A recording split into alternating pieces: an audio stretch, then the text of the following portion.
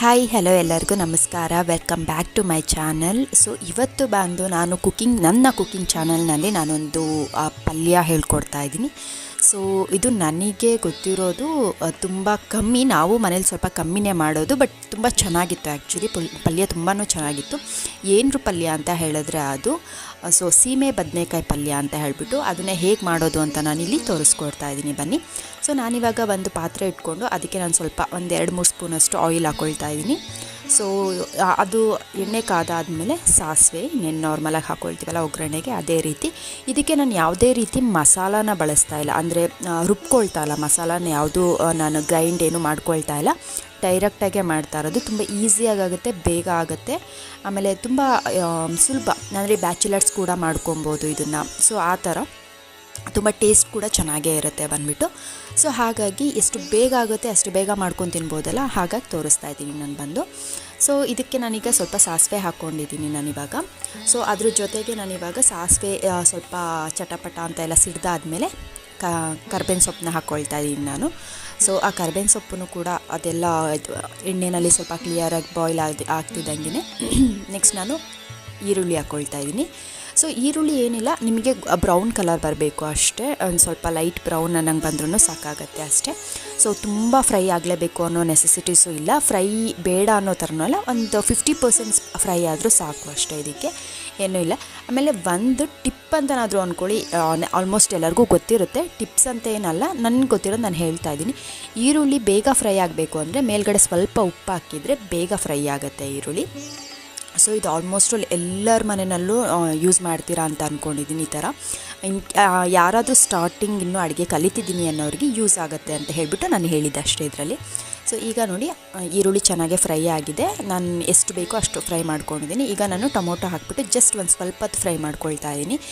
Tomato ಏನು necessities ಇಲ್ಲ, ತುಂಬ ಸ್ಮ್ಯಾಶಸ್ ಆಗೋ ತನಕ ಏನು ಫ್ರೈ ಮಾಡ್ಕೋಬೇಕು ಅನ್ನೋ ನೆಸೆಸಿಟೀಸ್ ಏನಿಲ್ಲ. ಯಾಕೆ ಅಂದರೆ ನಾವು ಇದು ಆಸುಂಡೆ ಅಂತ ಹೇಳ್ತಾ ಇದ್ದೀನಿ, ಸೀಮೆ ಬದನೆಕಾಯಿನ ಹಾಕ್ಕೊಳ್ತೀವಲ್ಲ, ಸೊ ಅದ್ರ ಜೊತೆಗೇ ಇದು ಬಾಯ್ಲ್ ಆಗಿಬಿಡುತ್ತೆ. ನಮಗೇನು ನೆಸೆಸಿಟೀಸ್ ಇಲ್ಲ ತುಂಬಾ ಬಾಯ್ಲ್ ಆಗಬೇಕು ಅನ್ನೋದು ಯಾವುದೇ ರೀತಿ ಇಲ್ಲ. ಸೊ ಈಗ ನಾನು ಒಂದು 20% ಅದು ಬಾಯ್ಲ್ ಆಗ್ತಿದ್ದಂಗೆ ಸ್ವಲ್ಪ ನಾನು ಅದಕ್ಕೆ ಒಂದು ಸ್ವಲ್ಪ ಅರಶಿನ ಪುಡಿ, ಅಂದರೆ ಒಂದು ಅರ್ಧ ಟೀ ಸ್ಪೂನಷ್ಟು ಅರಶಿನ ಪುಡಿ ಹಾಕ್ಕೊಂಡಿದ್ದೀನಿ. ಆ ಅರಿಶಿನ ಪುಡಿ ಹಾಕಿಬಿಟ್ಟು ಮಿಕ್ಸ್ ಮಾಡ್ಕೊಳ್ತಾ ಇದ್ದೀನಿ ನಾನು ನೀಟಾಗೆ. ಏನಕ್ಕೆ ಅಂದರೆ ಆಮೇಲೆ ಅರಿಶಿನೂ ಜಾಸ್ತಿ ಹಾಕ್ಕೋಬೇಡಿ, ಫುಲ್ ಎಲ್ಲೋ ಕಲರ್ ಕಾಣ್ತಾ ಇರುತ್ತೆ ಪಲ್ಯ ಆಮೇಲೆ. ಸೊ ಎಷ್ಟು ಬೇಕೋ ಅಷ್ಟು, ನಾನು ಅದಕ್ಕೆ ಅರ್ಧ ಟೀ ಸ್ಪೂನಷ್ಟು ಮಾತ್ರ ಅರಿಶಿನ ಪುಡಿ ಹಾಕ್ಕೊಂಡಿರೋದು. ಸೊ ಅದ್ರ ನೆಕ್ಸ್ಟ್ ನಾನು ಬಂದುಬಿಟ್ಟು ಖಾರದ ಪುಡಿ ಮತ್ತು ಸಾಂಬಾರು ಪುಡಿ ಹಾಕ್ಕೊಳ್ತಾಯಿದ್ದೀನಿ. ಎರಡೂ ಕೂಡ ನಾನು ಅರ್ಧ ಸ್ಪೂನಷ್ಟು ಹಾಕ್ಕೊಳ್ತಾ ಇದ್ದೀನಿ. ಖಾರದ ಪುಡಿ ಮತ್ತು ಸಾಂಬಾರು ಪುಡಿ, ಖಾರ ಜಾಸ್ತಿ ತಿನ್ನೋರು ಸ್ವಲ್ಪ ಜಾಸ್ತಿ ಹಾಕ್ಕೊಳ್ಳಿ, ಕಮ್ಮಿ ತಿನ್ನೋರು ಸ್ವಲ್ಪ ಕಮ್ಮಿ ಹಾಕ್ಕೊಳ್ಳಿ. ಇನ್ನು ಸಾಂಬಾರು ಪುಡಿ ಮಾತ್ರ ಅರ್ಧ ಸ್ಪೂನಷ್ಟು ನಾನು ಹಾಕ್ಕೊಂಡಿದ್ದೀನಿ ಬಂದು. ಸೊ ಅದೆರಡು ಹಾಕ್ಕೊಂಡಾದಮೇಲೆ ಇನ್ನು ಉಪ್ಪು ಹಾಕ್ಕೊಳ್ತಾ ಇದ್ದೀನಿ ನಾನು. ಉಪ್ಪು ಕೂಡ ರುಚಿಗೆ ತಕ್ಕಷ್ಟು ಮಾತ್ರ ನಾನು ಉಪ್ಪು ಹಾಕ್ಕೊಳ್ತಾ ಇದ್ದೀನಿ ಇಲ್ಲಿ. ಸೊ ಇನ್ನೂ ಏನೂ ಹಾಕಲ್ಲ ನಾನು, ಜಸ್ಟ್ ಮಿಕ್ಸಿಂಗ್ ಮಾಡ್ಕೊಳ್ತಾ ಇದ್ದೀನಿ. ರುಚಿಗೆ ಎಷ್ಟು ಬೇಕು, ಖಾರ ಆಗಲಿ ಉಪ್ಪಾಗಲಿ ಎರಡೂ ಕೂಡ ನಿಮ್ಮ ರುಚಿಗೆ ಎಷ್ಟು ಬೇಕೋ ಅಷ್ಟೇ ಹಾಕೋಕ್ಕೆ ಸಾಧ್ಯ, ಜಾಸ್ತಿ ಹಾಕಿದ್ರೆ ಎರಡೂ ಚೆನ್ನಾಗಿರೋದಿಲ್ಲ.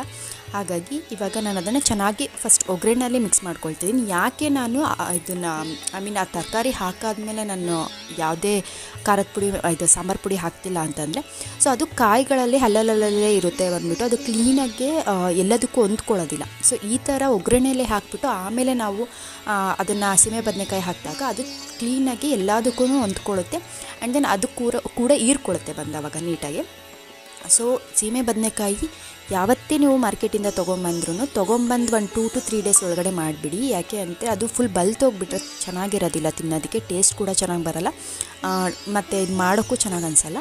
ಅದೇ ಸ್ವಲ್ಪ ಎಳೆದಾಗಿದ್ದರೆ ತುಂಬ ಟೇಸ್ಟ್ ಕೂಡ ಚೆನ್ನಾಗಿರುತ್ತೆ, ಎಲ್ಲ ರೀತಿಯೂ ಚೆನ್ನಾಗಿರುತ್ತೆ. ಸೊ ಇದರಲ್ಲಿ ನಾನು ಮಧ್ಯದಲ್ಲಿ ಬೀಜ ತೆಕ್ಕೊಂಬಿಟ್ಟು ನಾನು ನೀಟಾಗಿ ಚಿಕ್ಕದಾಗಿ ಕಟ್ ಮಾಡ್ಕೊಂಡಿದ್ದೀನಿ ಬಂದು. ಸೊ ಈ ಥರ ಕಟ್ ಮಾಡಿಕೊಂಡು ಈಗ ಅದನ್ನು ನಾನು ಫುಲ್ಲೀಗ ಅದು ಮಸಾಲೆಗೆಲ್ಲ ಮಿಕ್ಸ್ ಮಾಡ್ಕೊಳ್ತಾ ಇದ್ದೀನಿ, ಅಂದರೆ ಎಲ್ಲ ಕಡೆಗೂ ಮಸಾಲ ಆಗಬೇಕಲ್ಲ. ಸೊ ಹಾಗಾಗಿ ನಾನು ನೀಟಾಗಿ ಮಿಕ್ಸ್ ಮಾಡ್ಕೊಳ್ತಾ ಇದ್ದೀನಿ ಇಲ್ಲಿ. ಸೊ ಈ ಥರ ನೀಟಾಗಿ ಮಿಕ್ಸ್ ಮಾಡ್ಕೊಂಡು ಆದಮೇಲೆ ನೀವೊಂದು ಸ್ವಲ್ಪ ವಾಟ್ರ್ ಹಾಕಬೇಕು. ಏನಕ್ಕೆ ನೀರು ಹಾಕ್ತೀನಿ ಅಂದರೆ ನಾನಿಲ್ಲಿ, ಸೊ ಅದು ಬಾಯ್ಲ್ ಆಗಬೇಕಲ್ಲ, ನೀರಿನ ಅಂಶ ಇರೋದಿಲ್ಲ ಇವಾಗ ಅದರಲ್ಲಿ. ಸೊ ಆಮೇಲೆ ಅದು ಸೀದೋಗ್ಬಿಡುತ್ತೆ ಬಂದುಬಿಟ್ಟು, ತಳ ಹಿಡಿಯುತ್ತೆ. ಆ ಕಾರಣಕ್ಕೆ ಸ್ವಲ್ಪ ನೀರು ಹಾಕಿಬಿಟ್ಟು ನಾವು ಅದನ್ನು ಬಾಯ್ಲ್ ಆಗೋಕ್ಕೆ ಬಿಡಬೇಕು. ಒಂದು 5 ನಿಮಿಷ ಪ್ಲೇಟ್ನ ಕ್ಲೋಸ್ ಮಾಡಿ ಬಾಯ್ಲ್ ಆಗೋಕ್ಕೆ ಬಿಟ್ಬಿಡಬೇಕು ನಾವು ಆವಾಗ.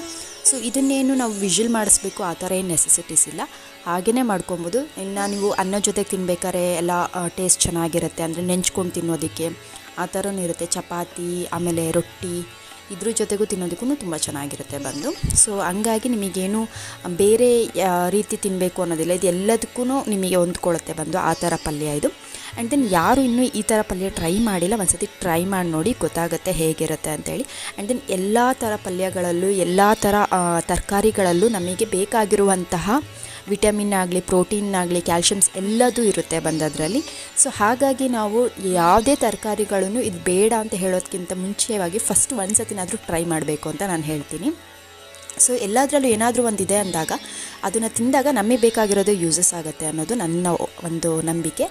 ಸೊ ಯಾವುದೂ ಆ ಥರ ಇಲ್ದಲ್ಲ ಯಾವ ತರಕಾರಿನೂ ತಿನ್ನಿ ಅಂತ ಯಾರೂ ಹೇಳಲ್ಲ ಹಿರಿಯರೆಲ್ಲ ಬಂದುಬಿಟ್ಟು. ಸೊ ಹಾಗಾಗಿ ನೋಡಿ, ಇದು ಆಲ್ಮೋಸ್ಟ್ ಆಗಿದೆ ಇವಾಗ. ಸೊ ಚೆನ್ನಾಗೇ ಬಾಯ್ಲ್ ಆಗಿದೆ ಬಂದುಬಿಟ್ಟು. ಸೊ ನೋಡಿ ಈ ಥರ ಆಗಿರುತ್ತಲ್ಲ, ಎಷ್ಟು ಚೆನ್ನಾಗಿ ಅದು ಹೊಂದ್ಕೊಂಡಿರುತ್ತೆ. ನೀರು ಸ್ವಲ್ಪ ನಾವು ಹಾಕಿರೋದೆಲ್ಲ ಸ್ವಲ್ಪ ಸೀದಂಗೆ ಆಗಿರುತ್ತೆ, ಅಂದರೆ ಕಮ್ಮಿ ಆಗಿರುತ್ತೆ ಬಂದುಬಿಟ್ಟು.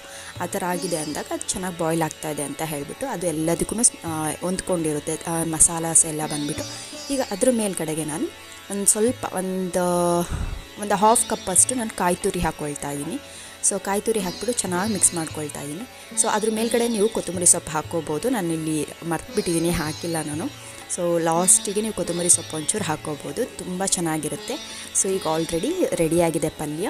ಇಷ್ಟು ಆದರೆ ಮುಗೀತು, ಬೇಗ ಆ್ಯಂಡ್ ಪಟ್ಟನಾಗಿ ಮಾಡ್ಬೋದು ಇದನ್ನು. ತುಂಬ ಈಸಿ ಕೂಡ ಪಲ್ಯನೂ ಕೂಡ ಮಾಡೋದು, ಯಾವುದೇ ರೀತಿ ಕಷ್ಟ ಅನ್ನೋ ಹಾಗಿಲ್ಲ. ಸೊ ಇದರಲ್ಲೂ ಕೂಡ 2-3 ಥರ ಮಾಡ್ಬೋದು. ನಾನು ಇವತ್ತು ಈ ಥರ ತೋರಿಸ್ಕೊಟ್ಟಿದ್ದೀನಿ, ನೆಕ್ಸ್ಟ್ ಯಾವ ಥರ ಬರುತ್ತೆ ಆ ಥರ ನಾನು ತೋರಿಸ್ಕೊಡೋಕ್ಕೆ ರೆಡಿ ಇದ್ದೀನಿ. ಸೊ ನೋಡಿ, ನಾನು ಜೋಳದ ರೊಟ್ಟಿ ಮಾಡಿದ್ದೆ, ಅದ್ರ ಜೊತೆಗೆ ಈ ಪಲ್ಯ ಮಾಡಿದ್ದೆ. ಸೊ ಟೇಸ್ಟ್ ಮಾತ್ರ ತುಂಬ ಚೆನ್ನಾಗಿತ್ತು. ಆ್ಯಕ್ಚುಲಿ ನೀವು ಸೀಮೆ ಬದನೆಕಾಯಿ ತಿಂತಾಯಿದ್ದೀರಾ ಅಂತ ಅನಿಸೋದೇ ಇಲ್ಲ ಬಂದುಬಿಟ್ಟು.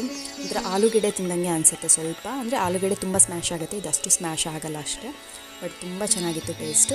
ಸೊ ಇನ್ನೂ ಯಾರ್ಯಾರು ನನ್ನ ಚಾನಲ್ನ ಸಬ್ಸ್ಕ್ರೈಬ್ ಮಾಡ್ಕೊಂಡಿಲ್ಲ, ದಯವಿಟ್ಟು ಸಬ್ಸ್ಕ್ರೈಬ್ ಮಾಡ್ಕೊಳ್ಳಿ ಅಂತ ಹೇಳ್ತೀನಿ. And thank you for watching.